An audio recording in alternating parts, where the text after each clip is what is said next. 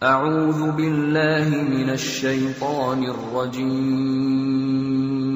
بسم الله الرحمن الرحيم. Kalau kamu ingin baik, itu yang pertama adalah kamu koreksi diri. Kekuranganmu itu apa kira-kira untuk kau benahi? Cuman kadang koreksi diri itu adalah susah. Karena koreksi diri susah, maka coba kamu pesan sahabat dekatmu, orang yang kau cintai, suami, istri, anak, atau siapapun. Katakan kepada mereka, kalau kamu melihat kesalahanku, kekuranganku, tolong cepat kasih tahu aku. Buka diri untuk dikritik, buka diri untuk dinasihati. Tolong sahabatku tercinta, kalau kamu melihatku kurang baik atau salah, segera ingatkan supaya aku tidak berlarut dalam kesalahan. Ini tingkatan yang kedua.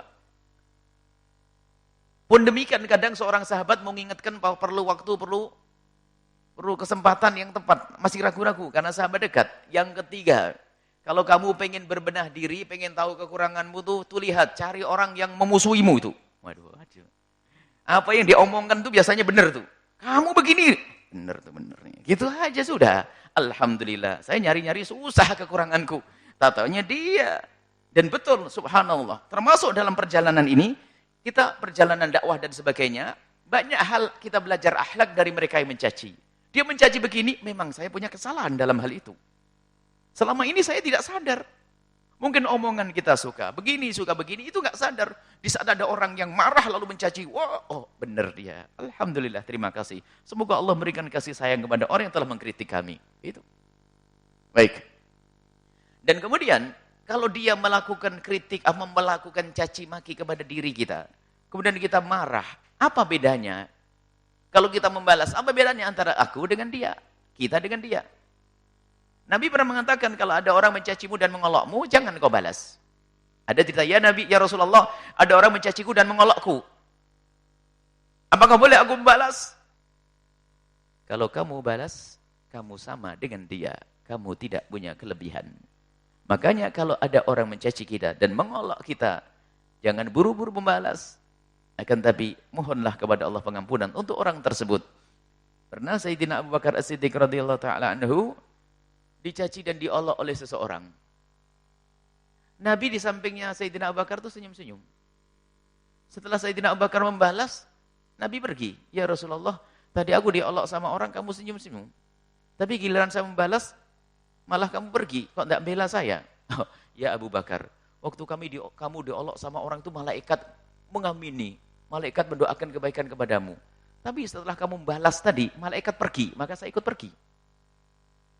Itu perlu menata hati dengan ilmu-ilmu semacam ini. Jadi jangan mudah panas, mudah terpuruk di saat diolok sedikit saja. Apalagi di zaman orang tidak ngolok, tidak enak zaman sekarang. Apalagi tadi zaman media sosial dan sebagainya.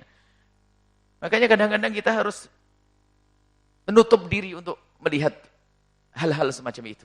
Cuman kadang-kadang kita juga ingin belajar, apa yang kurang pada diri saya? Kita pengen melihat mungkin dari Facebook, saya pengen tahu apa sih kata orang tentang Facebook atau media sosial atau yang ada di Al-Bahjah. Kadang saya ingin tahu, yang penyakit adalah kalau mendengar sanjungan. Kita perlu mencari kritikan. Apa sih kritikan untuk kita? Karena kritikan itu adalah berbenah diri. Memang manusiawi kadang-kadang kita cek sakit lah. Ini baru perlu ditata. Enggak enak itu. Tapi kita harus paham itu yang bakal menyelamatkan kita. Untuk berbenah diri.